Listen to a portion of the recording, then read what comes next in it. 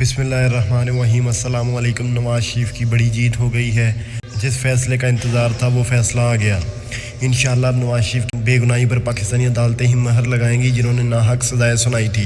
London high court نے نواز شریف کے حق میں فیصلہ سنا دیا۔ لندن ہائی کورٹ کی خاتون جج نے 36 صفحات پر مشتمل فیصلہ سنا دیا۔ نواز شریف نااہلی کیس لندن ہائی کورٹ کی خاتون جج نے 36 صفحات پر مشتمل فیصلہ قرار دیا ہے کہ میاں محمد نواز شریف کو سزا جج ارشد ملک نے چیف جسٹس ثاقب نثار اور نگران جج کے دباؤ کے نتیجے میں دی گئی تھی۔ غلط الزام لگانے پر ناصر بٹ کو $35,000 بما وکیل کی فیس ادا کیا جائے۔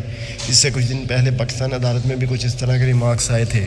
سپریم کورٹ کے سینئر جج جسٹس سردار طارق مسعود نے پاناما کیس میں صرف شریف خاندان کو ٹارگٹ کرنے پر اہم سوالات اٹھا دیے۔ کل 436 پاکستانیوں کے کیس میں سب کے کیس کو الگ کر کے ایک فیملی کے کیس کو چلایا گیا۔ جسٹس سردار طارق مسعود کا کہنا تھا کہ میں کہنا نہیں چاہتا لیکن یہ تو کچھ اور ہی لگتا ہے۔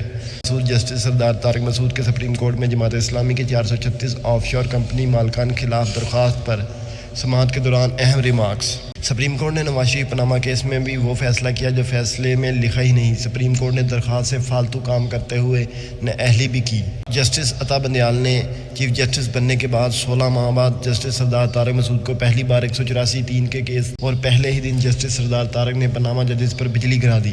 سپریم کورٹ کے سینئر موسٹ جج سردار طارق مسعود نے پاناما ججز پر پٹرول بم گرا دیا۔ پاناما فیصلے میں نواز شریف کی تاحیات نااہلی کو عدالتی تاریخ کا انتہائی شرمناک اور افسوسناک فیصلہ قرار دے دیا۔ جماعت اسلامی کی 436 آف شور کمپنی مالکان خلاف کی سماعت کرتے ہوئے اہم ترین ریمارکس دیے۔